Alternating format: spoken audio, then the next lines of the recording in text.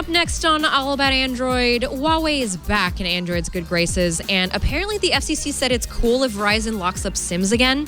We will also talk about some tips that we got in from our loyal viewers, and Matteo Doni has a review of the Nokia 4.2. All of this is coming up next on All About Android. Netcasts you love. From people you trust. This is Twit. This episode of All About Android is brought to you by ExpressVPN. Protect your online privacy with one click. Yes, it's that easy. For 3 extra months free with a 1-year package, go to expressvpn.com/allaboutandroid. And by IT Pro TV, providing effective training with access to virtual labs and practice tests. Visit go.itpro.tv/allaboutandroid to take advantage of their lowest prices ever. For an additional 30% off for the lifetime of your active subscription, use code AAA30 at checkout.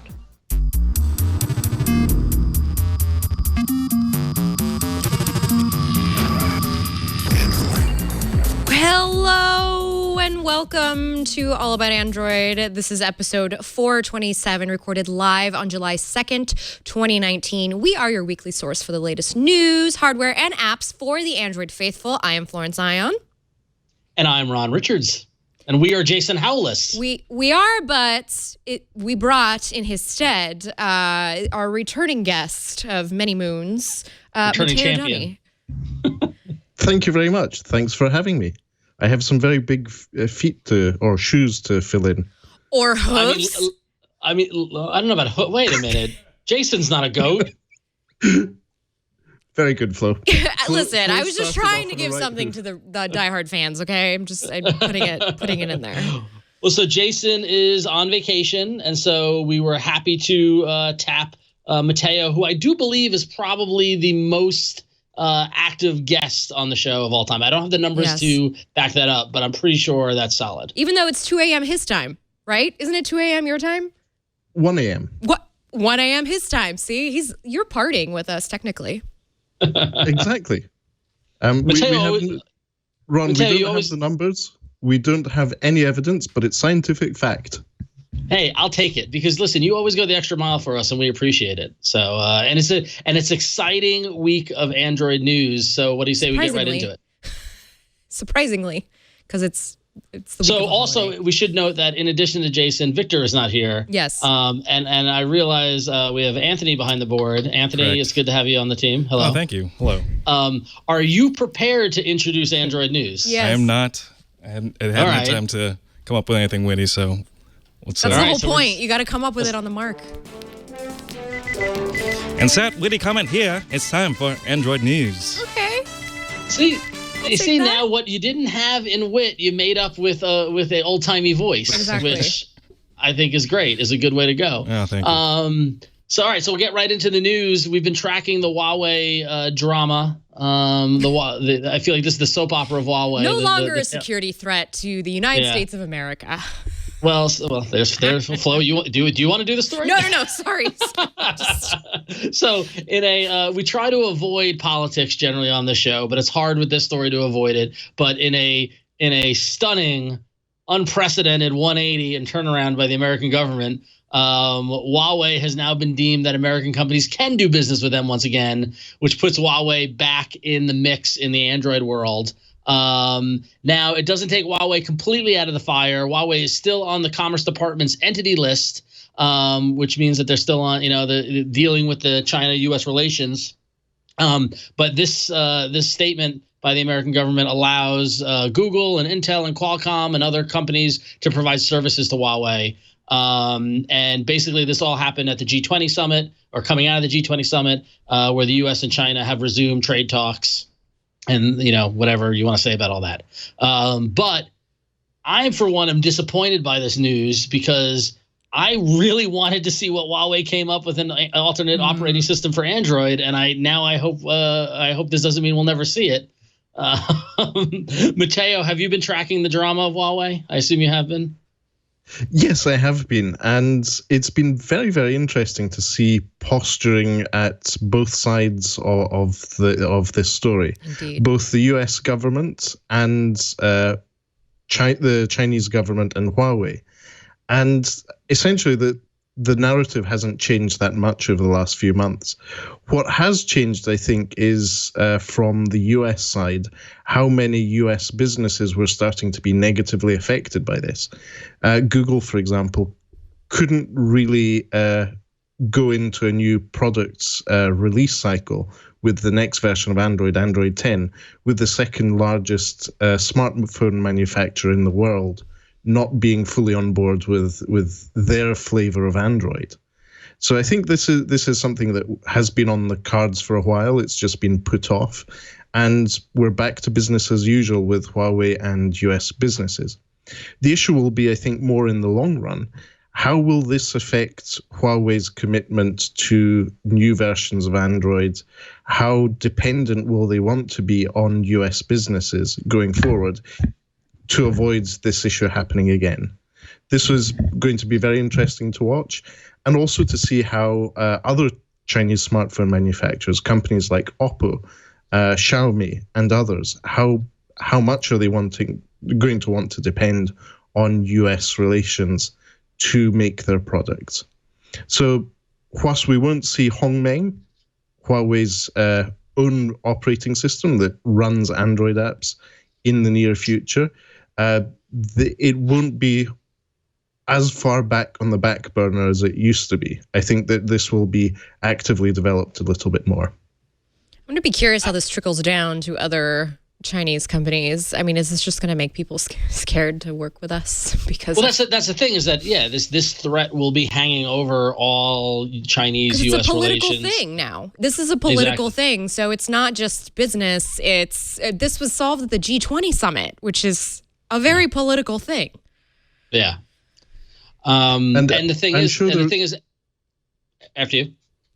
Oh, sorry. I was just saying, I'm sure there was also a little bit of hinting from the Chinese government along the lines of, oh, you have all these fruity devices and container vessels about to be shipped over to the US. I think you need to fill in Form P30 and Mate 20 Pro before we can let these container vessels leave port. Think of how damaging potentially it could be to have a year with no iPhone release because of this trade war. Oh, overseas, you mean? Well, let's not go too far, Matteo. How damaging could it? I mean, like, it would be great for the Android ecosystem. We do love conspiracy theories here at All About Android. That's the real challenge. Where do we embrace our patriotism or our loyalty to the green Android character? But no, you got to hope that it doesn't, start this, if this trade, conflict continues or takes another turn, it doesn't impact services like shipping and stuff like that. Because not just because of think how damaging it will be if a shipment of phones don't get there, but think how damaging if a shipment of the long list of products that are now made in China don't make it to the U.S. Things that we've become dependent on because manufacturing has left this country, and so it's definitely a delicate issue, and it's interesting to see Huawei become the political football that was kind of in the middle of it. And if I'm Huawei, I don't stop developing Hongmeng. You keep doing everything you're doing. Now they need a backup plan. Yeah, because guess what? Next week he can go in the opposite direction again. Mm-hmm. There's no guarantee here. Mm-hmm. No. True. But let's face it, Huawei have been essentially Googleless in China since they started making smartphones. It's nothing new to them. It's just they had to have a compelling product for outside of China without Google services, which was the interesting challenge they would have had. Luckily for us and the majority of consumers outside China, this hasn't had to happen. But I'm sure that that Huawei will be constantly thinking about what are they going to do without depending on US businesses that much. Yeah, it's going to trickle down to other companies too. It's gonna be interesting. I can't believe the twists and turns the story's taken in the short amount of time. It's only been a few weeks, so and you got to wonder how much time and resources were spent dealing with this decision that was now just reversed and now is going to have to dealt with the other direction. How many late nights were put in to try and figure out a plan B? Yeah. Well, our next news item is unfortunate for, I guess, Verizon users, which would put me in that field because I am a subscriber to Big Red. Now, I remember back in the day when you would buy a Verizon phone and you couldn't use it anywhere else. I'm not saying that we're going back to that, but it sure is. I mean, let's look at it this way. So the FCC has officially told Verizon that it's cool if they lock down SIMs for 60 days. Now, what this means is that basically if you get a new phone number through Verizon, or rather if you get a new phone through Verizon, you have to use it through them for 60 days locked. Apparently, this was to help kind of curb fraud and theft. That's what Verizon told the FCC. So the FCC said, okay, we'll let you do this on a couple of accounts. So after the 60-day period, Verizon has to automatically unlock the handset that you bought. They absolutely have to do that, regardless of whether you've asked for it to be unlocked or whether you've paid it off. So at the end of that initial 60 days, the unlocking rule will go through just as it does with every other carrier, just as it is standard practice. The FCC also added that there is one exception to this particular rule. Verizon will not have to automatically unlock handsets that it determines within the 60-day period to have been purchased through fraud. So if for some reason a phone that you've purchased just seems to have come from a somewhat nefarious source, perhaps the back of someone's pickup truck or the inside of a person's jacket, it's probably going to be locked up by Verizon for 60 days per this new little rule. I don't know. At first when I saw the headline, I thought, oh God, here's Big Red going back to its old ways of locking us down and making sure we're tied in to its cellular graces. But I also kind of can see the point on this, just because fraud is a thing. I don't know. You guys are more free than I am. Fraud is a thing. You guys are more free than I am. What do you think? I'm just still laughing at fraud is a thing. That's all I can come up with. I'm sorry. And you've just passed the ball to the two guys with Italian heritage here. Exactly. It'd be a real shame if something happened to your cell phone, lady. Fraud and tax evasion are a sport. Guys, I'm Eastern European, so if we're going to talk about stereotypes here. Matteo, I do not know what you're referring to. I'm a legitimate businessman. No, I mean, you're on T-Mobile. You're free to roam. I am on T-Mobile. I've been unlocked since day one, really. And I haven't. It was funny. I logged into my T-Mobile account to see if I was qualified for like a free phone as like an upgrade, and I totally am, because I haven't taken advantage of that in like 8 years, because I've just been rolling Nexuses and OnePluses and review phones and things like that. But it's funny how your first reaction to this is to be dubious of Verizon. Like, you don't believe that it's a security issue. Yeah, I think that this is just a way to kind of keep a lockdown on who.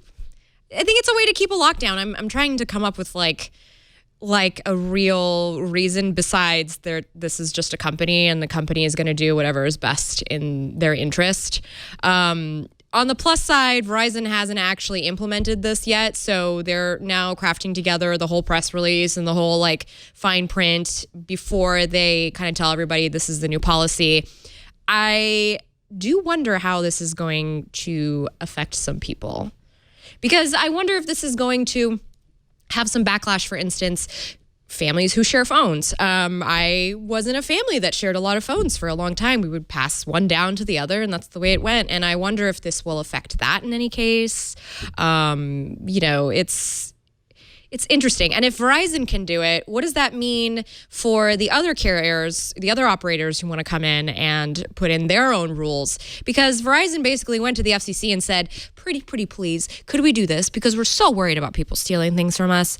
And the FCC did it. So who's to say that any other carrier, operator, company can't come in and go, please, FCC, like, help me. I need to make sure no one's stealing my profits. But wait a moment, isn't the chairman of the FCC a former Verizon executive? No, he's an idiot. I don't know what his previous job was, but I'm going to Google that real quick. Just YouTube John Oliver FCC, and you can learn all you need to know about. Oh yeah, he was a lobbyist for Verizon. Of course he was. Of course he was. So when Verizon asks, pretty please. Good catch, Matteo. Thank you for catching that. But what I find interesting is that even in the UK, where some networks still subsidize the cost of the handset, the networks have moved away from locking devices just because the cost of administering that is so high. I'm wondering what the sort of value is to the phone network, to Verizon in this case, for locking the handsets. I'm still trying to figure that out. Me too. But I'm sure there's a spreadsheet somewhere at Verizon that makes sense and justifies this business need.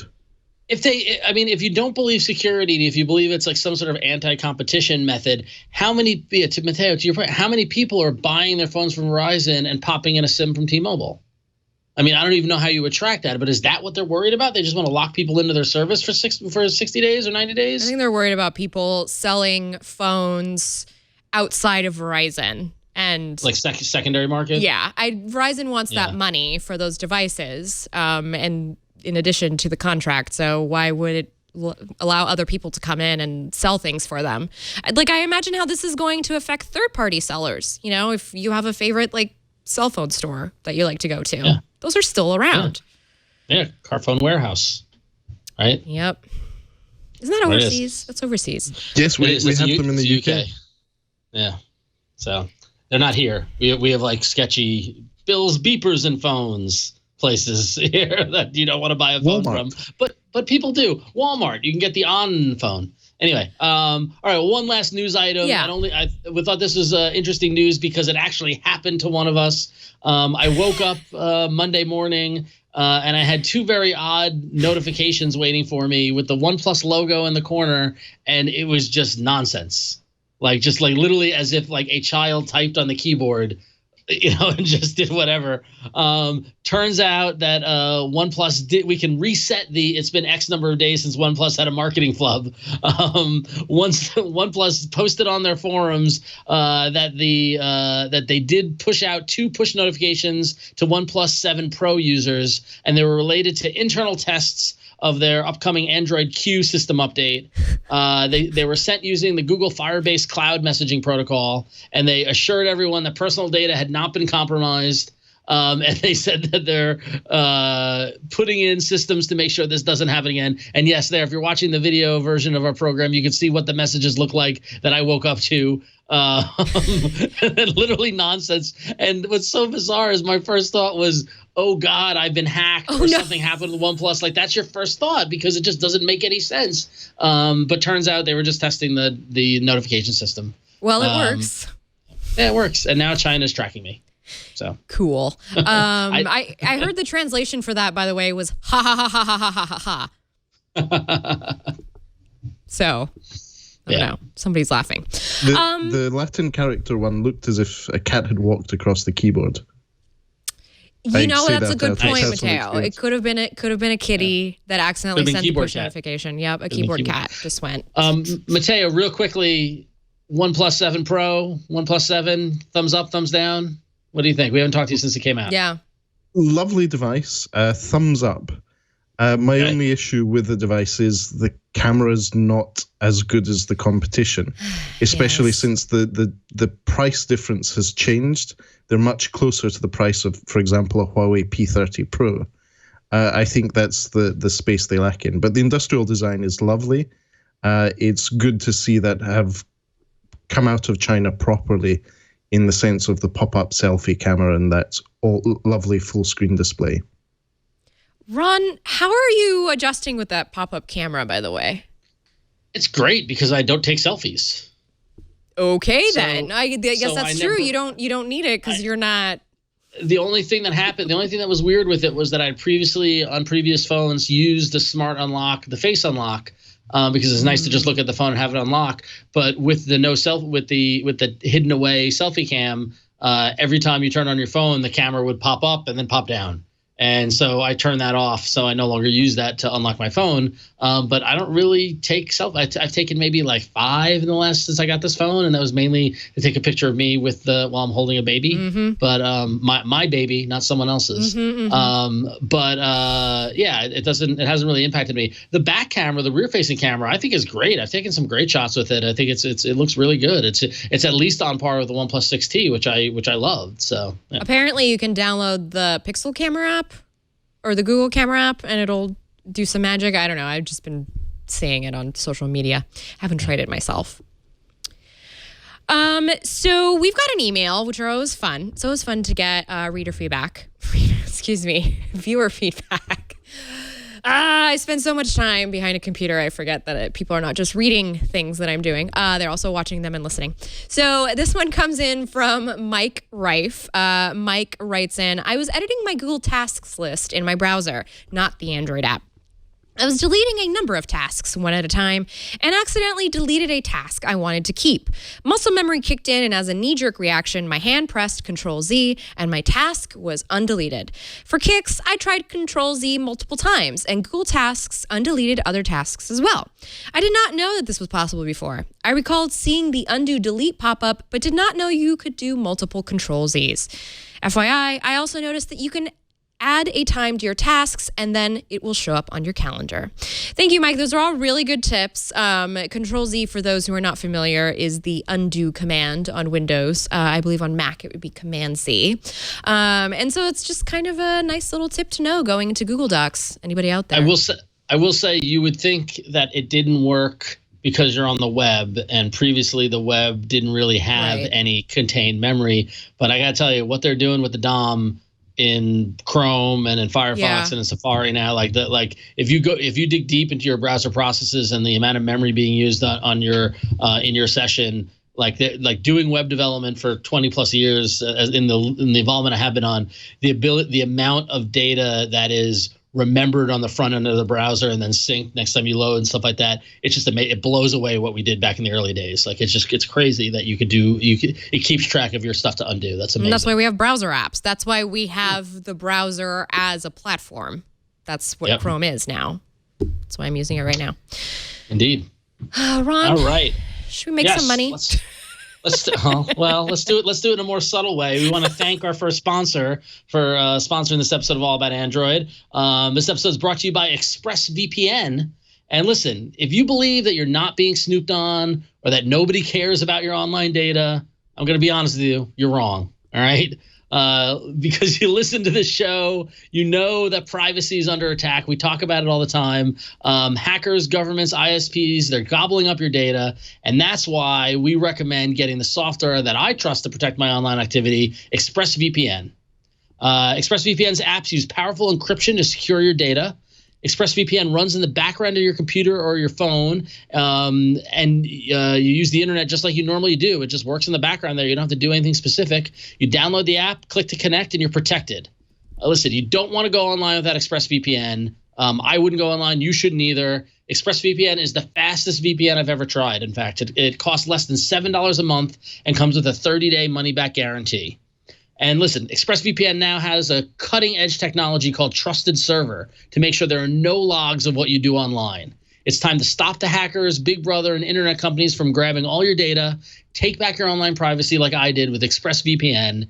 And listen, when we all do a lot of stuff on the internet. We have our own little corners that we go in and stuff that we do. You don't want to broadcast what you're doing to everybody. You want to protect your data, and a VPN is the only way to do that. And ExpressVPN is the most powerful and the most fastest. I was having a conversation with somebody the other day about the importance of a VPN and how you're not just, like back in the day, you would have a firewall and that would protect you. But, it seems as if just as fast as solutions come up, hackers figure out how to poke holes in them. And ExpressVPN is the best way to protect yourself because VPN is the best protection you can have. So protect your online activity today and find out how you can get 3 extra months free with a 1-year package at expressvpn.com/allaboutandroid.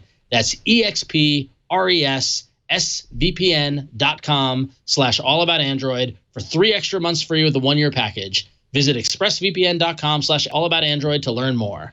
And thanks, ExpressVPN, for keeping us safe and private on the internet. That said, let's be safe and private as we slide into hardware. All you, Anthony.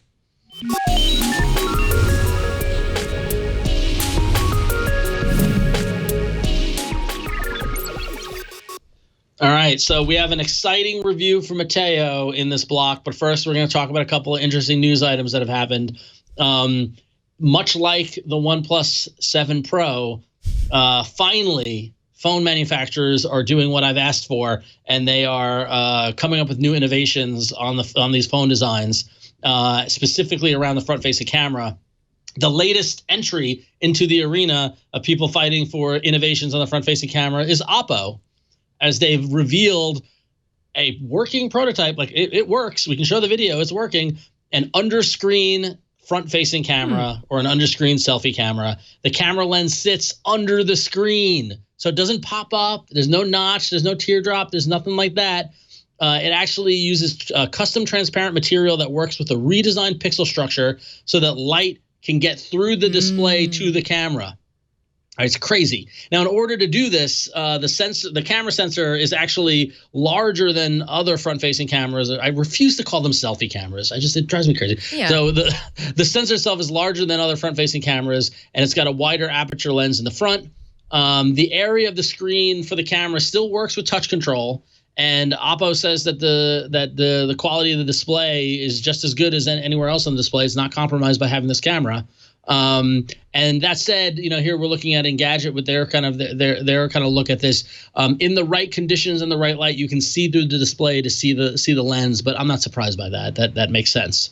And Oppo did acknowledge that putting the screen on under the display on the front of the camera could potentially reduce photo image quality. They do say that the images are as good as competitors. And additionally, of course, like all phone manufacturers, they have software algorithms that work with the hardware in order to make sure that the quality of the photos come out the best they can. So, Matteo, what say you about Oppo and their magical under-the-screen front-facing camera?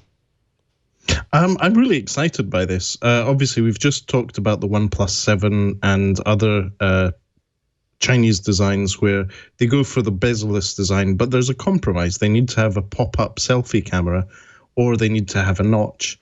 So this is maybe a solution to a problem that to some people is very, very important. We want to have as big a screen as possible with as little compromise and experience as possible. And Oppo seem to be working on this prototype to solve that problem. Oppo are quite good at this. They were the first ones to show off the pop-up selfie cameras on their devices early last year, and they've been first to market on that. And it's good to see that others have followed suit. It depends how important this is to you. Obviously, Ron, you said you don't take selfies. I'm just thinking, what is the solution to the selfie camera cover-up? We've seen people have webcam covers, and some people cover the selfie camera on their smartphones because they're afraid of being spied on. What is the solution to this? Cover up part of your screen? It will be interesting to see how that works out going forward. But well done to Oppo for trying this new hardware solution to a problem I'm not entirely sure is that big. But to some people must be. I mean, if you gave me a phone that didn't have a front-facing camera, I would be fine with it, like at all, completely. I get the novelty of it and the function it provides to some people. Like I said, I don't necessarily need it. But you do bring up a good point about the tape over the camera. How long after this comes out do we see independent developers who make an app that disable the camera or black it out or something, or like create a circle of black pixel that always sits above the camera? 3 days. 3 days. Flo, what do you think? You're a rampant selfie taker. What do you think of this? I'm just wondering about like what happens if there is a scratch on the display. How does that translate to the camera? How does this phone break? Like those are things I think about now because of the great big Pixel 3 break that I had this year. So, but at the same time, I like the idea of saving some room on the front bezel and giving that to the screen. I mean, it's a new design paradigm that's really like it's really being infused in tech these days. And so I feel like this is just a natural progression. I like it better than the pop-up mechanism. I gotta tell you, having a screen with no teardrop or no notch, and getting the full, you know how much I love the full bezel. I want to go full bezel as much as I can. It has been awesome. Like, it has been noticeably different. Like the OnePlus 7 Pro has been a dramatic change in getting that little bit of extra screen real estate. It just makes me feel better about the phone. I don't know why. It's weird. Do you watch TV on your phone, Ron? I watch TV on my phone. No, I prefer to watch TV on a TV like we did in the old days. Darn it. Well, no, every now and then I will watch video on my phone. Yeah. But here's why I don't like watching TV on my phone, because I'm constantly getting WhatsApp messages and Slack notifications and things like that. And yes, I could put on D&D, but like I don't want, like, I don't know. It's watching video on my phone is not a pleasant experience. Let's put it that way. Unless I'm on the train and I have no other room and I've just got to watch, but it's not my first choice. Sometimes I like to snuggle in bed with my phone and just watch alone. But anyway, yeah, you're right. It's just thinking it would be really nice to have all that bezel for all that video. It is, yeah. So, speaking of bezels, this is a little different than, well, the fads that we've had going around the smartphone world. So Samsung is reportedly bringing back the flip phone. Now, this isn't new. There have been some phone manufacturers who, right? Motorola brought back. Rumored.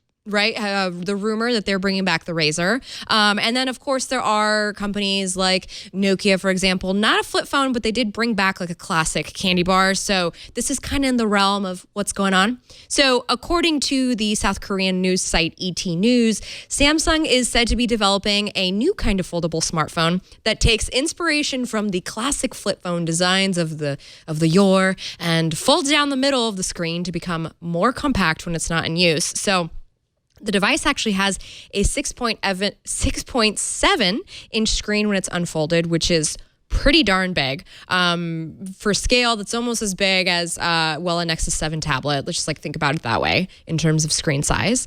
And also a 1-inch screen on the exterior to show you basic information. Just like in the olden days, when you have your flip phone with a little display on the front, you would see what messages you have, what time it was, what your service was, and then you would open it and you'd get the full experience. Except in this case, you open it, it's literally almost a tablet.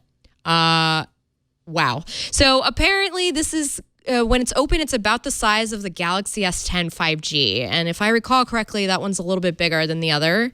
So this is kind of a big phone, but it flips. So it's not, it's not being marketed as that. It's, I don't know. It's kind of a big phone.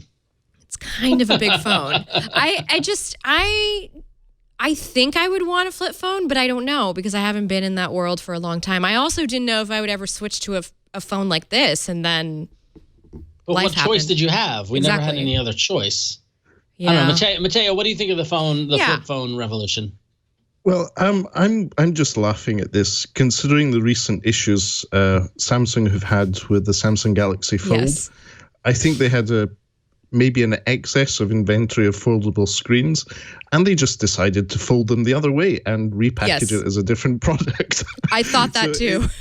It just sounds as if they've got the same screens as in the Galaxy Fold. They've folded them differently, and they've changed the orientation of the external screen. Obviously, this is facetious. I'm joking. It sounds as if that Samsung's products pipeline has a lot of foldables in it. They really want to sell foldable devices, and this is just another form factor for the paradigm of foldables. And I think it's something that people will be more comfortable with. A certain amount of nostalgia, as we know, works well in the smartphone market. BlackBerry made a bit of a comeback a couple of years ago, thanks to that nostalgia feeling. And Nokia is back as well with that nostalgia. So maybe Samsung can capitalize on that nostalgia feeling for flip phones. And will they be first to it, or will Motorola? We'll just have to wait and see. And will others follow suit? It's interesting that you mentioned about nostalgia, because nostalgia, as Flo can attest, given how excited she is for August to come, is a powerful thing. And that was a 90210 reference. I know. I was just thinking. I ranted a lot about season 8 today. Anyway, yes. It's not going to be good, Flo. We need to mentally prepare for this. It's not going to be good. But no, nostalgia factor, like the fact that people can be like, oh, this is like that phone I had. I think the flip phones are going to do very, very well. I think it's going to be similar to how we made fun of the Note for being so freakishly large and stuff like that. We're going to make fun of who would want this, and you'll see more and more people choosing this, partially because it's nostalgic, but also because it's different than the phones we've seen for the past 10 years.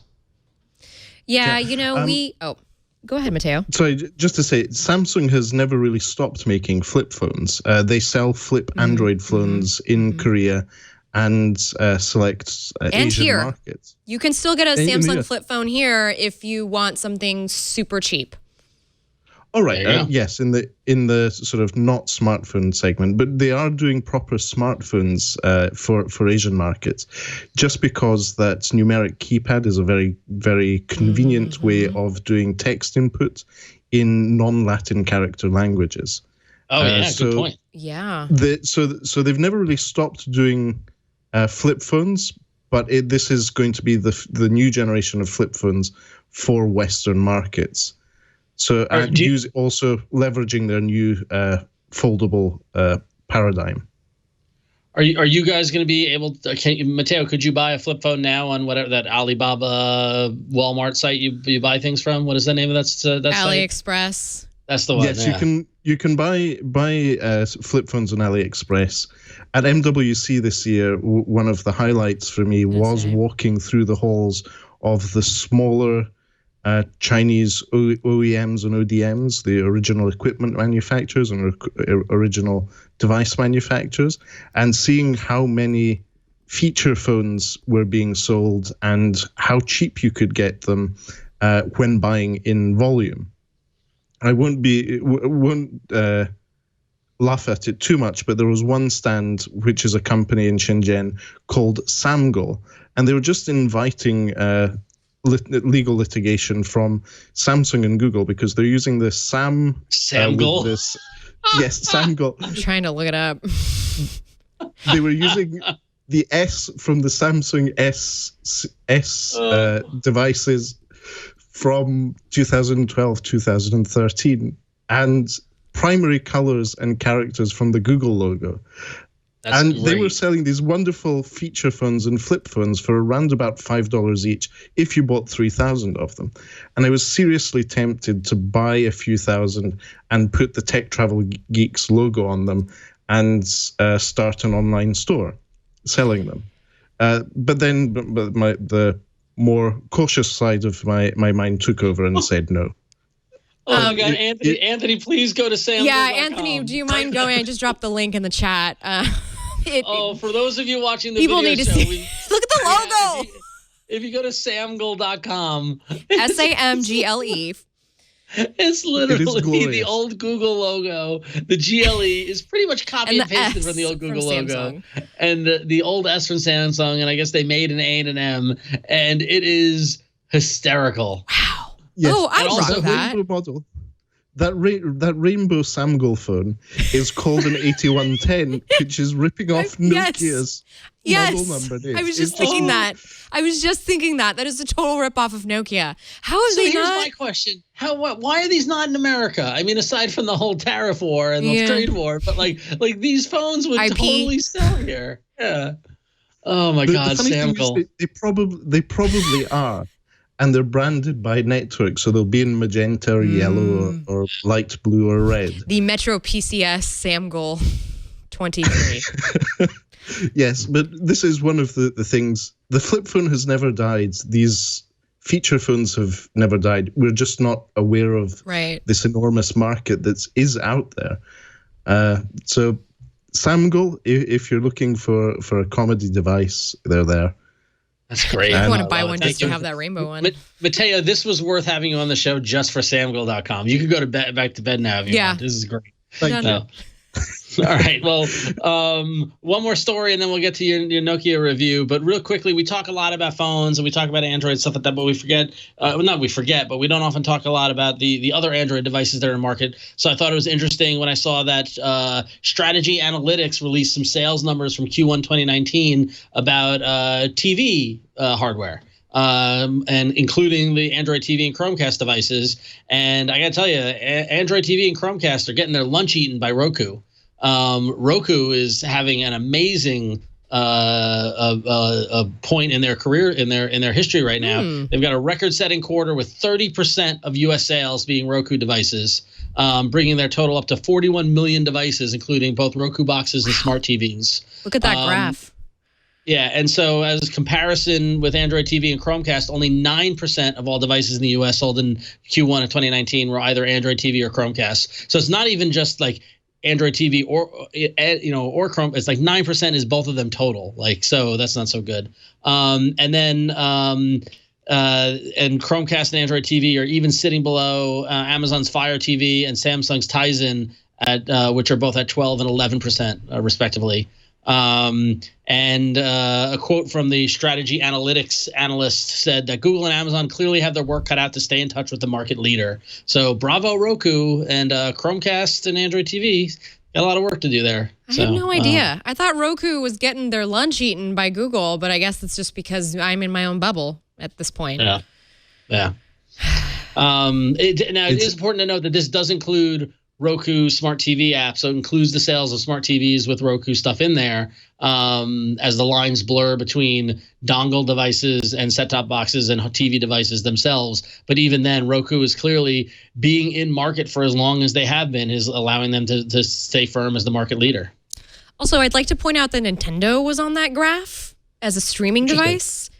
I'm thinking that has to do with the Nintendo Switch because it has like YouTube and Hulu now, and I think Netflix. Just a little something to think about. All the kids out there watching Hulu on their Switches. Anyway, Matteo, you have something for us. Exciting. I do. So we were talking about feature phones and flip phones. And whilst those do have a space in the market, they're still popular devices. So does the budgets segment of the Android market. And one of the brands that's been doing quite well in that segment since coming back as a brand has been Nokia. Now, Nokia have, in my experience, a pretty patchy record in the last few years with regards to Android and their promises at launch.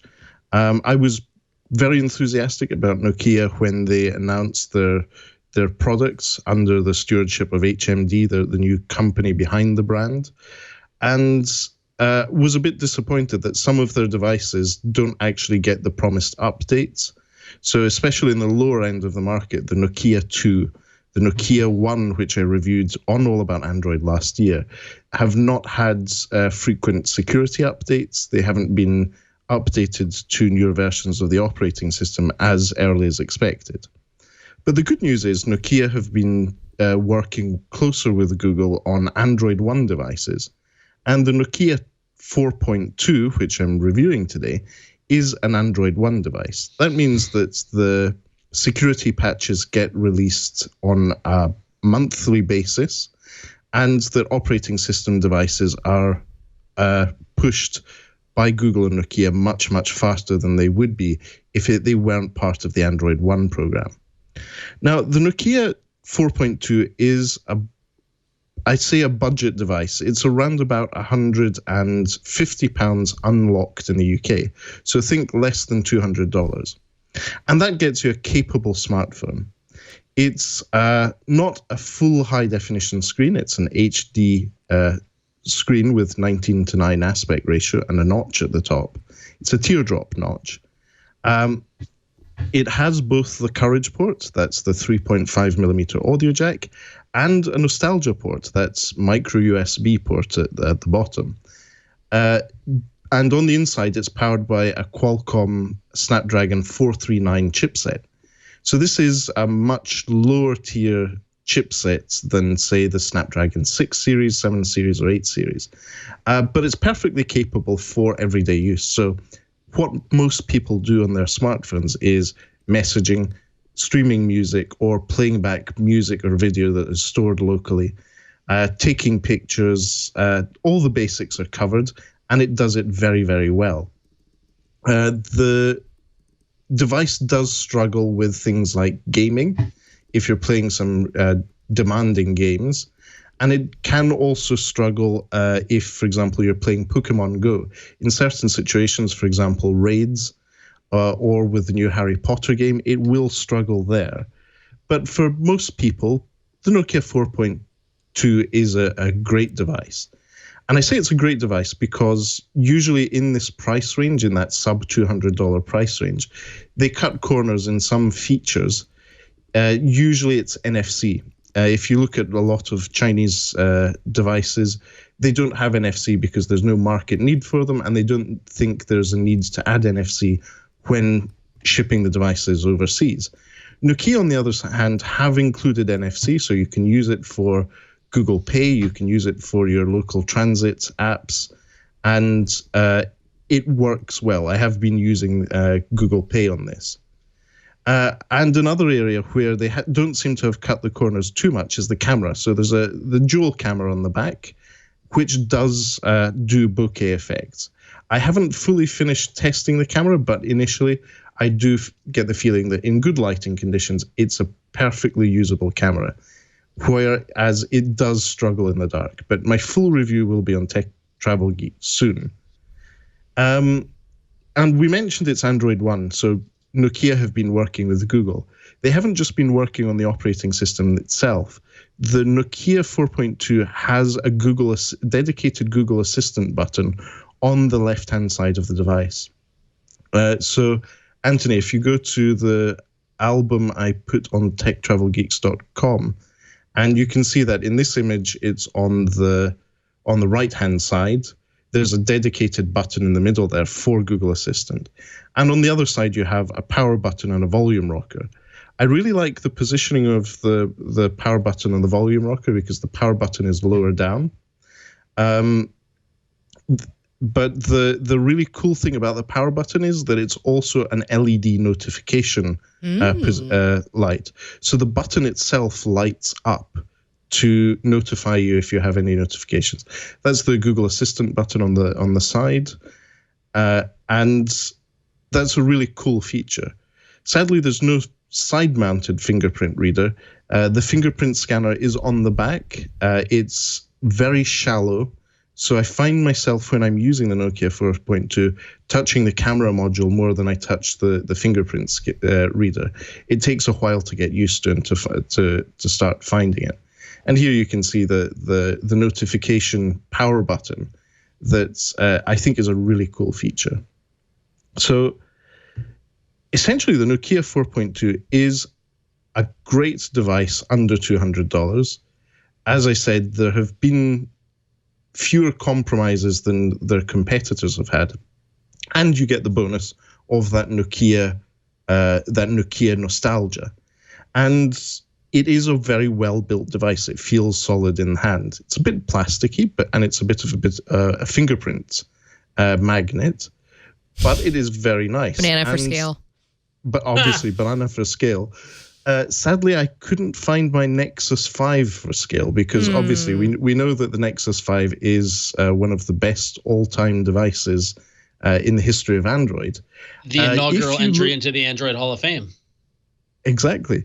So if you look at the physical footprint of the device, despite this having a 5.7-inch 19:9 aspect ratio screen, it is physically the same size as the Nexus 5 was. So you're getting a very manageable device. It's a one-handed use device for a decent budget. But as I said, there is the risk that if you want to play games, you're going to struggle on this device. Otherwise, it's a perfectly good smartphone for everyday use. And the full review of this will be on techtravelgeeks.com in written form in the coming days. Cool. But there you are. I think excellent. Nokia is back. I'm hoping Android One makes up for their early mistakes with what was Android Go and their early Android releases on devices like the Nokia 2, which were never really updated properly. I remember those phones. They were promising. Time will tell. Yeah. That phone looks really nice, by the way, Matteo, especially that pink one to have kind of an affinity for. It looks very pixely. It does, and I think that's partly because of the close relationship between Nokia and Google. Sadly, they didn't have the pink one in stock when I purchased one in the Carphone warehouse. I had to settle for black, but you can always go to AliExpress and pick a Mocodile case to go on it. That's very true. There you go. If you're playing Matteo Bingo at home, you can cross off Mocodile. And Banana for Scale. That segment had 2 Matteo Bingo hits, everyone. And I made a hooves joke at the beginning of the You did. No, I know, show. I know. Yeah, but the Mocodile is really the one. Points for that one. Yeah. So, excellent. Well, thank you, Matteo. That's awesome. Thank Flo, you, we got Matteo. another email, don't we? Yeah, we got another email. We love to hear from our listeners and our viewers. So this one comes from Steve Duke. Steve writes in, I have a pest control business in Alabama and recently updated the phones for my 3 techs with the new Pixel 3a. It has been great. In the past, I would always have to buy them phones that were a generation or 2 behind, so I wasn't spending $1,000 a piece on phones. I tried the Kyocera Duraforce Pro 2 that didn't even last the full 2 years of the contract. This was on Verizon BT Dubs. Before becoming so slow and useless that I had to buy Galaxy J7s just to get through the end of the contract. The J7s had issues with people on the other line not being able to hear them speak, so they would have to restart them constantly. When I heard on your pod that Google was coming out with a mid-range phone, I decided I'd go with that. It has been great so far. Pretty much bought them the week they came out. I have a Samsung 9 Plus S9 Plus myself. I use it for work and personal, but if they keep making the A line, then I will probably just go with that when it's time for me to upgrade as well. My techs and I have been very impressed, and I would never have known these phones were coming out if I hadn't been listening to your podcast. Thank you so much. Hope all is well. And for anybody in Alabama who needs a pest service, that's Stephen Duke at Duke Pest Services, which I'm sure is Googleable. Thank you, Stephen, for writing in. All About Android recommends Duke Pest Services. Yes. For all your pest service needs. I like, in Alabama. Just as a side note, I like hearing this because I think that was the whole point of Google making the Pixel 3As, was to have them be for folks who said, I am tired of what is available at that $300-$400 price point, and I want something that will get updated, that has the de facto Google features. So I guess good on Google, and we'll see how much of this sells, right, in a couple of months, and really get the full story then. We'll see. Yeah, We'll see. The Pixel A series is great. I think they've just to make a pest control joke. I think that since release they've ironed out those bugs. Nice one, Matteo. Oh, there it is. Slow clap. Slow If clap. you had dad joke on your Matteo Bingo card, you can now cross that off. Yeah. So thank you. you. All right. So thank you, Matteo. We're going to take a break and thank our next sponsor, because this episode of All About Android is brought to you by IT Pro TV, experienced IT professionals who deliver comprehensive training at the click of a mouse. Did you know that IT Pro TV is CompTIA's official video training partner? They have 12 CompTIA on-demand courses, CompTIA A+, Network Plus, and Security Plus certs. So if you're an IT professional, you need to know about IT Pro TV. And a more important question is, have you registered for 2019 ChannelCon in Las Vegas, Nevada? If you haven't, you should, because IT Pro TV and CompTIA are taking a road trip on their way to ChannelCon and could be making a pit stop in your city. They're stopping by offices and saying thank you to the IT pros around the country who, and now let's face it, let's be honest, are the unsung heroes of every company. And that's totally true. The IT department, whenever you start a job, you want to make friends with the IT department. They're the ones who are going to hook you up. And IT Pro TV and CompTIA know this, and that's why they're stopping by to say thank you. And you could follow their journey on YouTube. Tune into ChannelCon online to get behind-the-scenes interviews, daily wrap-ups, and more, and learn new skills and earn CEUs. You don't want to miss out on this. Become a member of the IT Pro TV family by purchasing a standard membership, which is video only, for just $28.50 a month. Or you can upgrade to premium membership that includes video and labs and practice tests for $42 a month. But wait, you can save even more, because IT Pro TV is still honoring our special offer that's 30% off for Twit listeners. That drops the standard membership to only $19.95 a month or $199 a year, and the premium to $29.50 a month or $295 a year. That's insane savings, and it could be yours if you go to go.itpro.tv/allaboutandroid and use code AA30 to get started with your standard or premium membership today. That's go.itpro.tv/allaboutandroid. And don't forget to use code AA30 for an additional 30% off for the lifetime of your active subscription. IT Pro TV, build or expand your IT career and enjoy the journey. Thanks, IT Pro TV, for helping us be better IT professionals and for sponsoring this episode. All right, we're going to head over to apps country. The soothing sound of apps. Ah, yes, apps. The things that make our phones interesting to use. Well, Flo, this next story I picked out because I feel like it's relevant to you. It is. I have to be honest, though, I haven't quite used this app yet. So I've officially switched back to Windows 10. I besides this little machine right here in front of me, the Chromebook, and I love it. And one of the apps that I have downloaded that I still have not used is the Your Phone app for Windows 10. Now, the reason I haven't used it, FYI, is because it is very distracting, and I like to just not have that. But those of you who are using the app might be interested to know that it can now, the Your Phone app for Windows, it can now mirror your Android notifications, like officially. So you'll be able to view and manage notifications as they come in without picking up your phone. You're going to have to do this through the app, though. It's not going to come in through the notifications pane on Windows 10. Or actually, maybe it is if I look at the screenshot closely. I haven't used it, so I can't speak to it. The feature is rolling out broadly for all Your Phone users now. About 50% of PCs right now have access to it. There's no quick replies supported yet, but there is some rumblings that that's something that's coming down the pipeline. I imagine that this will be updated with some new features as they come, as just another way to make Windows 10 a little more friendly to those who long ago abandoned the Windows mobile platform. Sorry, was that? All right. That's fair. I mean, part of this is Microsoft admitting that a lot of their users use Android. I mean, Bill Gates admitted that he wished. So if you're a Windows user and you're on Android, you can now get your notifications on your machine. That's pretty cool. I think that's a nice little olive branch. You don't see it working with iOS devices. I will also say one of the reason I don't, and actually Android to a Mac is still kind of a finicky thing. You have to get the Android device manager and set that whole thing up.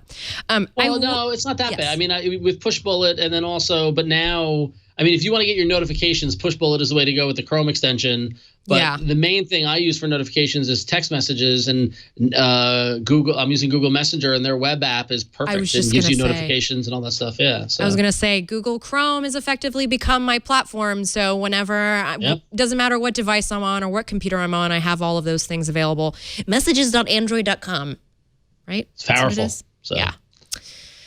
All right. So real quickly, Mozilla, remember Mozilla, Firefox? Oh yeah, that stuff? They're still going strong, by the way.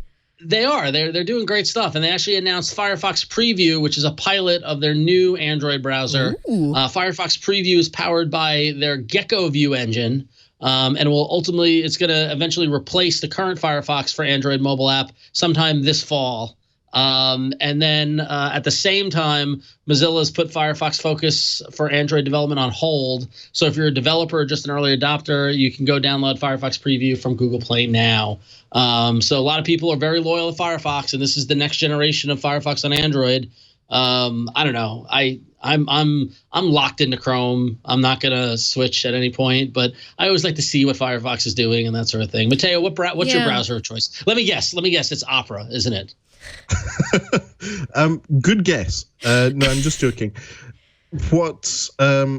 Obviously I have a history as a tester, therefore I make sure I have all browsers on my machine. And you mention Opera on desktop. I actually use an offshoot of Opera called Vivaldi, which is a pun in of itself. It's just a Chromium-based web browser with some powerful tab management tools and a few extra features. But on mobile, on my Android devices, I'm obviously locked into Chrome. I have been using Edge for some things. I find that Edge has worked better for me with some tools such as Jira when doing work on mobile. But yes, I use all browsers, but my preferred one, especially on Android, is Chrome. On desktop, it's Vivaldi. I don't know, guys. I'm thinking I want to move away from Chrome myself. The cookie tracking is getting out of hand, and I went in and I tried to disable cookies, and it's like, and then it broke everything. So I want a safer browser at this point. If anybody has any suggestions, I have been using Brave, but apparently the CEO of Brave is not a good person. So, yeah. So it's a delicate dance that we play out here. And Chrome too. Sometimes it feels a little bloated. Sometimes it can be a little bloated because it's a platform. Yeah, Microsoft Edge. I've heard very good things about the new version of Microsoft Edge because it's running on Chromium, but they've taken a lot of the Google juice out of it. Therefore, it runs faster. Yeah, it is. And actually, fun fact, I use Edge specifically for online shopping because of all the cookies associated with online shopping. I find that Edge is just a faster browser to do that. So Edge is the new way to shop. That's my slogan.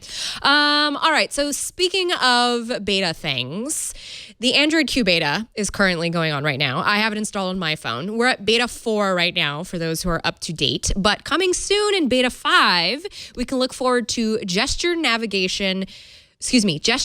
with peeking app navigation drawers.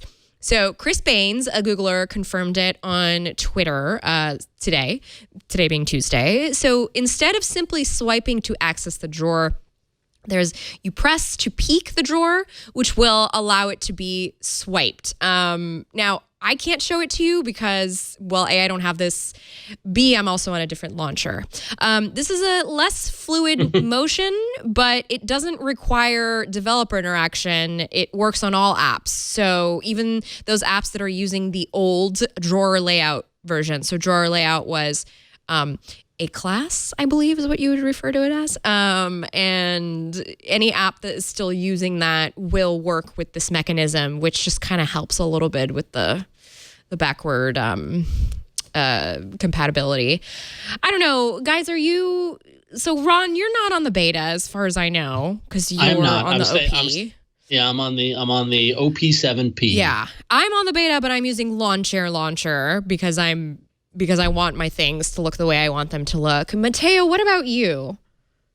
On my Google Pixel 3 XL, I'm on the beta and I'm using the stock or presets Pixel launcher. I haven't noticed this peak feature myself, probably because I'm on beta 4, but I'm looking forward to trying out the next version with this feature. To be honest, I'm just here to hear Ron say drawer layout. You mean app drawer? Yes. Or the drawer layout? Exactly. I wish I had an accent. If you've got Ron on your bingo card, mispronunciation of drawer, you could check that off. Now I need to make a bingo for all of us because I feel like we could really monetize on this. All about Android bingo. That's a really good web development exercise. Flo's card includes mentions of Kardashians, 90210. No, I don't mention them anymore. I'm done with the Kardashians. Thank God. They've gotten too terrible for me to continue. I can only support so much awfulness at a time. All right, fair enough. Good. So, all right. Cool. Are you guys ready? Are you guys ready? Well, the better question is, Matteo, are you ready? Yeah, are you ready to duke it out? I'm ready, and I've got a curveball for you all. Okay. Oh, heyo. So many enter, but only one lives. Android Arena. Do we want the curveball now, or wait till we get to your app? You're not going to change your app, are you? The app. Okay, no. All right. I'll leave the app as it is. Well. All right. So last week in episode 426. It was a runaway hit for Any Ride, Who had AnyRide? Was that you, I Flo? did. Yeah, that was you. Yeah, so Flo comes in first with 41% of the vote with AnyRide. And then coming in second was Moobert, which was our guests app, I believe. Was it? Was that Jason's? Yes, it was. Was it Jason's? No, it was Jason's. It was Jason's. Right. Because what came in third was Bloons TD6, which was the Joe Hindy's tower defense game. And then coming in last, I thought I had something going on with the AR apps, but Doodle Lens did not cut it. It came in last with 16% of the vote, coming in fourth. With those results, Flo, you are still firmly in first place at 78 points. The guests did climb a little. They are now within 10 points of you, Flo. Guests, or Team G, as represented by Mr. Matteo Doni tonight, have 69 points. I am in third place with 53 points, but Jason's in last with 51 points. He was catching up to me, but now he's going to get a big fat 0 because he decided to go on vacation, and that's what happens when you don't come to All About Android. That's what happens. And so that said, since I came in last, technically, of our group, I will go first. And then Matteo. Matteo will go second, and then Flo. So, Flo, it's my turn to open the stuff on my app for you guys. Whoa, something... Whoa, my launcher just crashed. Oh, you know why my launcher crashed? Why? Because my app is a launcher? Yeah. Or because you're watching Pluto TV instead of doing the show? Yeah, no. Hold on. It's okay. Let me try this again. All right. Okay. This is yours. Got it. Okay. All right. So it's been a while since I've done a launcher, and Seri Launcher caught my eye. And Seri Launcher is a new launcher. And Flo's going. You can just next through the whole kind of onboarding process. But I love seeing an independent dev trying to add something to the fun world of Android. What Seri Launcher does is it gives you a very, very different looking launcher main screen. It's got the clock there to tell you what time it is because it's important. And then the little Calvin icon is their little icon to get you to rate their app, which is silly. But then it shows you your messaging in your phone app. But the idea is that it will bubble up your most used apps in this area of the screen. Which is, like what I find fascinating by is that I have like 170 apps installed or something like that on my phone. But if you look at my app usage, I use like 10. Right. And so like there's something to be said for, kind of adapting the phone to adjust to how you actually use it. But where Seri Launcher kind of excels is if you swipe down, not all the way from the top, just go a little under from your there you go. So what you do is instead of an app drawer, you can search for apps. Right. And so like let's say you want to look for your podcast. So you type in Pocket Care or Lyft. You wanted to do Lyft. Right. And when you type in Lyft, it either recommends the app itself or you can search the web for Lyft. Now, Flo, even though if Lyft isn't one of your most used apps, but one you want to use all the time, if you long press on the icon, it will there. So, and you can add it to your favorites. And then now if you go back to, or if you hit home or whatever, you go to the thing, there now Lyft appears there in the little big bubble of icons and that sort of thing. So pretty simple, pretty, there's elegance and simplicity. If you were to swipe up from the bottom, Flo, you can see down there, on the right is the settings button, and then the second to the right is the wallpaper. So if you tap on that, you can change the background, you can change your wallpaper, you can choose to blur it or not, or add in a dark mode if you have an OLED display, which is interesting. But then if you go into the settings itself, here we are, support your devs. If you want to upgrade to the paid version, right, which is 99 cents. Okay. Well, actually, it starts at 99 cents, but you can scroll. You can give more if you want, which I think is a great function, a little bit of function. But if you go back, don't actually do it. You can unlock what he calls tweaks and scroll up, and it lists all the tweaks that you can unlock. So scroll up down at the bottom. Scroll. There you go. So you can hide the Calvin icon, which is smart. You can replace the search. You can move it away from Google. You can disable the visual effects. You can add a dark clock. You can disable the clock. And then down at very, very bottom, you can see coming soon. He's going to add notification dots. So this is just an independent dev who had an idea for a launcher and gave it a shot. And so I want to support that. So Seri Launcher is unreleased, but it's free in the Google Play Store, which means it's super early.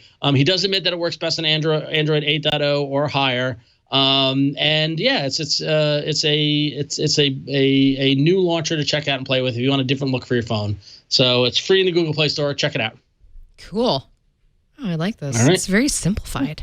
Very simplified. I like it. And I simplified. like the idea of either identifying your favorite apps or having the ones use the most bubble up. That's great. Yeah.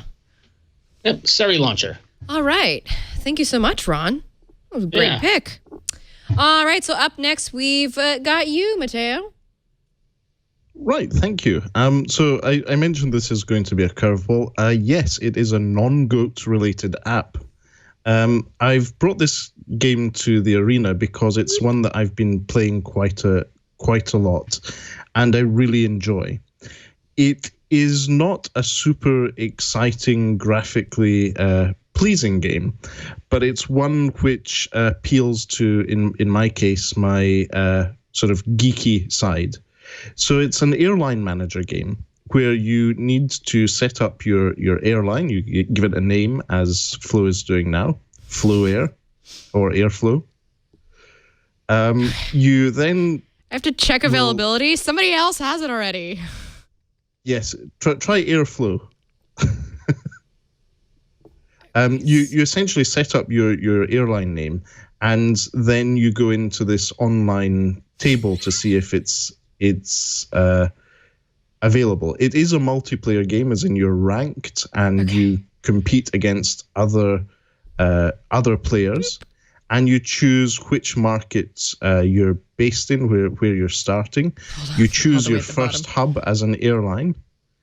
You decide where to be based. So, Obviously. So you're choosing San Francisco. That's where your airline hub will be. And you can choose how real it is or not. And go ahead, and that will get you into... I want easy. Can I do easy? Is that okay? Yeah, go ahead. Okay. And you want to play in English, I assume, unless you want to practice your Romanian. Not right now. And then you can create your airline. So this creates your airline, and this is your dashboard. This will give you a quick walkthrough of the navigation bar at the bottom with all the different screens. It's a great onboarding experience. It's a very good way of introducing new players to the game, explaining the dynamics.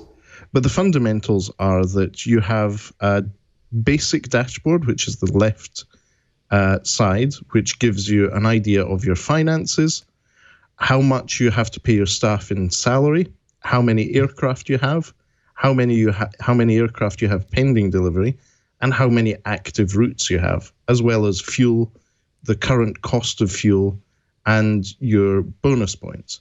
So in this case, Flo, you're starting off with one Boeing 737-100. It is an aircraft that has been delivered. So if you go to the second button from the right at the bottom navigation panel, the one that has routes on it, yes, you can start and set up a new route. Ooh. So you select your plane, and from there, you can see that you're based in San Francisco. You can add a destination. But I like this because it's actually a data-driven game.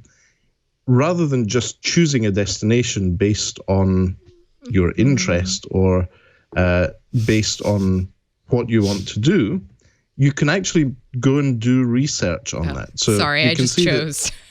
You chose Otopeni Airport, it won't which let is me. the Bucharest one. Oh, interesting. It won't let me do it. The max range is. Oh, I can't go that far. So you can't go that far. You could add a stopover if you can get the distance right, but that is quite a long haul route. Yeah. So ideally, if you go to the top of the routes creation button, there's at the very top of that scrollable page, you can suggest and then choose suggest by demand and see where people want to fly to from San Francisco within this fictitious world. And it's MMOX. It's a 99% demand route. All right. Which is very high. So if you click on next, you can then set your price for the tickets or auto price the tickets. If you press the purple button with auto price, that will... Purple. Sorry, my nails are long, so it's hard to... I'm not good for touching the screen. And you give it a flight number. Traditionally, you would put a 1 in it, but I'm assuming you're going to put 90210 as your flight number. I'm going to put 411 just because that's all I could think of. Great. And you'll see some basic statistics at the bottom. So your distance of that route will be 3,396 kilometers. You'll be using 33,000 pounds of fuel, and it will take 4 hours. So you click on Create Route. Oop. Oh, we're going to Mexico for this one. Cool. So if you click on See Routes, you'll need to actually tell them to take off and take your passengers to Mexico. So if you click on the Depart button, that's it done. And you have departed your first flight with 118 passengers. You've made some money, and that's going to take 4 plus hours to get to destination. So this is, on the surface, a pretty straightforward game, but it has some really fun dynamics in terms of demand for traffic for airlines and routes. It has interesting competitions in the tables. And there's a lot of data-driven things that really appeal to my inner geek that really make me enjoy this. What you can do is, if you press the middle button on the bottom navigation panel, you can then look into banking. You can float your airline on the stock exchange. You can look at the airline statistics by the button that says airline. Oops. And in this case, you've departed one flight. There's not much there, but if you go into the... Okay, you won't be able to see it at the moment. But the more you use the game, the more flights and routes you have, you will start having more options. And not only that, you also need to maintain your aircraft. There will be different types of checks. You need to buy fuel depending on fuel prices. And hedge your strategy accordingly. And then you need to also decide what level of service you have on your airline. Will you be offering extra services on board, like duty-free, free alcohol, and so on? Ooh. There's a lot of really cool little features which make this game compelling. And also, it's a time-based one, so you don't always have to be playing it. You can depart your flights, tweak your company settings, and then go off, spend your day doing what you do, and then revisit it in the evening if you feel like it. And as I said, my inner geek is really, really tickled by this game because of the amount of really interesting data points and dynamics within the game. And one thing I would say is they have not capitalized on the Boeing 737 MAX issue. You can still buy those in game, and they do fly safely. I was about to say. But yes, if you go into the purchase airline, you can then choose from various different aircraft. So it would be the bottom navigation panel, the second button from the left, that one. Ah, this one, okay. And the third tab from the left is order aircraft. And you can scroll through the different aircraft manufacturers and then choose the plane you want. Right. And you can buy not only new aircraft, but you can buy second-hand ones as well. Cool. So if you wanted to purchase a Concorde and fly a supersonic jet across the Atlantic, or from San Francisco to New York, you could do that. It is very expensive. You'll need to get the pricing of your tickets right and the distribution of first-class seats, business class seats, and economy seats right. It's a very fun game. So this is like the most Matteo game I've ever seen. This game is more Matteo than any GOAT game you've ever brought to the arena. Thank you. So travel, geeky numbers, and it's got a pretty competitive table of players. So Airline Manager 3 is my game for the arena. It's not only a vote for Airline Manager 3, it's a vote for Team GG&G. So Gina, guests, and goats. Thanks for having... If you had Matteo plugging Team GG&G on your bingo card, you win. Mm-hmm. And Matteo, as someone who's spent more months than I want to admit playing Railroad Tycoon and all the other various kind of manager games, this is awesome. So good pick. They're very relaxing. Yeah. That was a good one. Thank you, Matteo, for bringing that in. All right. So I brought in an app that really, really has helped me out with my business. I am a freelancer, so I have to manage all of my own, everything. I have to manage everything on my own. And that means saving receipts. That means saving scraps of paper, which is kind of hard to do in this very digital world. So I found a service that I find to be worth the money. So it's called Cam Scanner. It scans paper and it turns it into a PDF, which is super helpful if you've got, you know, a tax person or an accounting person, or you just have a Google Drive where you're like saving every PDF and you just want to put it in there. And so I love this app for that reason. Now, I don't actually have any paper to show you a full demo, which is an absolute oops on my part. That kind of slipped my mind today, and I'm a little afraid to show you what I have already on there because it's... I think the video here is showing how it works. That's fair. We've done that before. I can show you very quickly the UI. Just don't zoom in. So this is the UI, and then what I'm going to do actually is I'm going to scan the back of this. These are screen cleaners, if anybody's wondering, just to kind of show you how it pieces it together.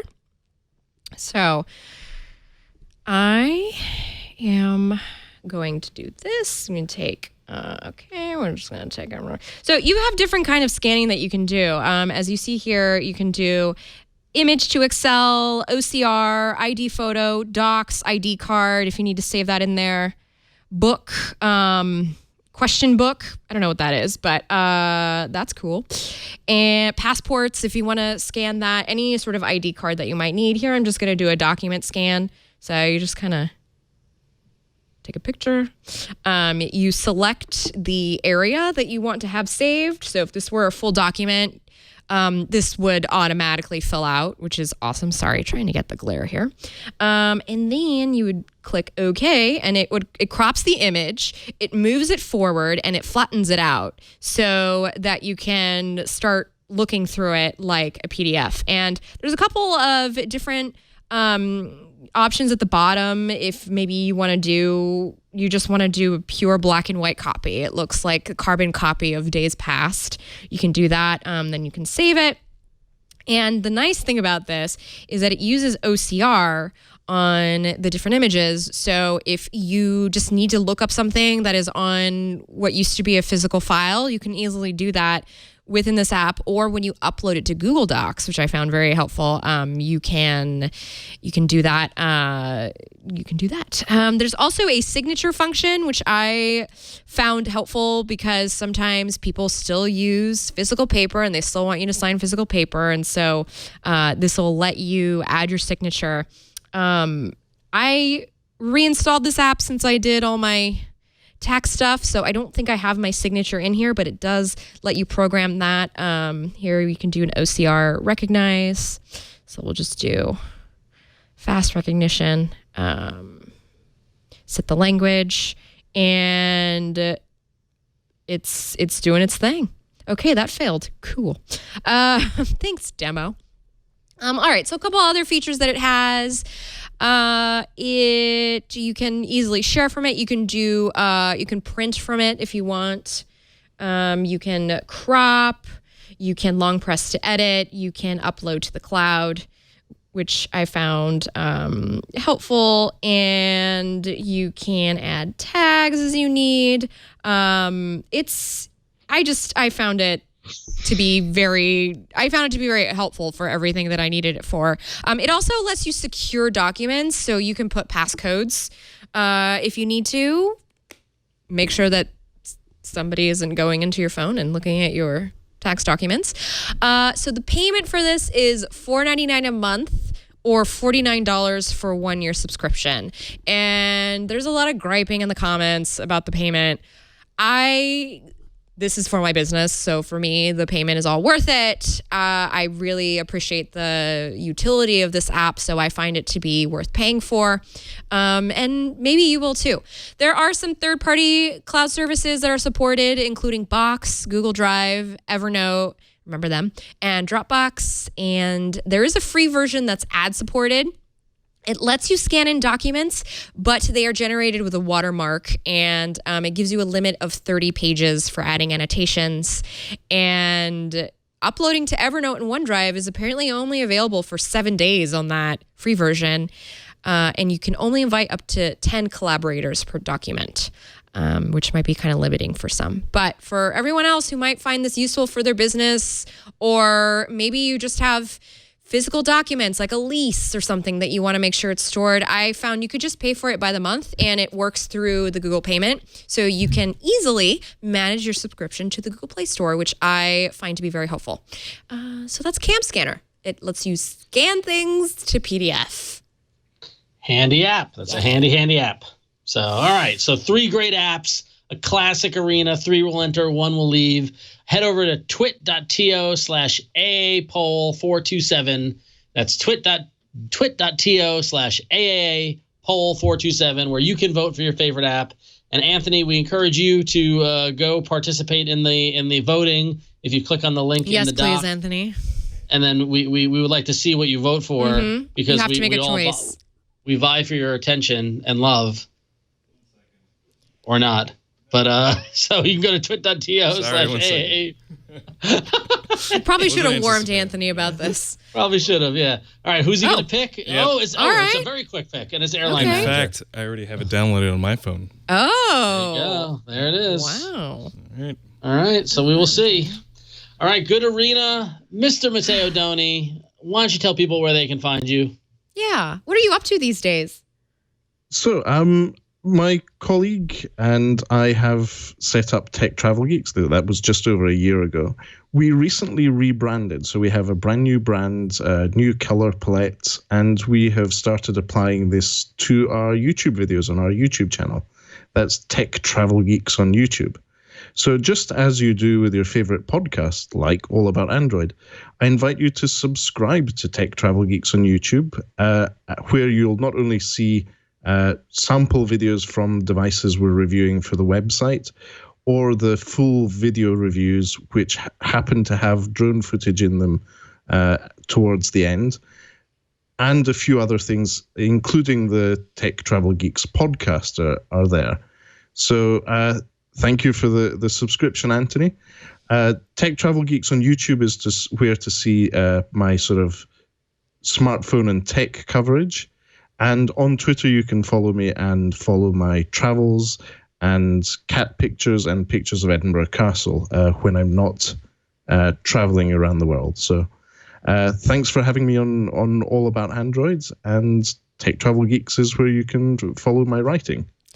Thank you for taking time out of your sleep to be here, Matteo. We really appreciate it. It's always a good time having you on. It's always a pleasure being on the show.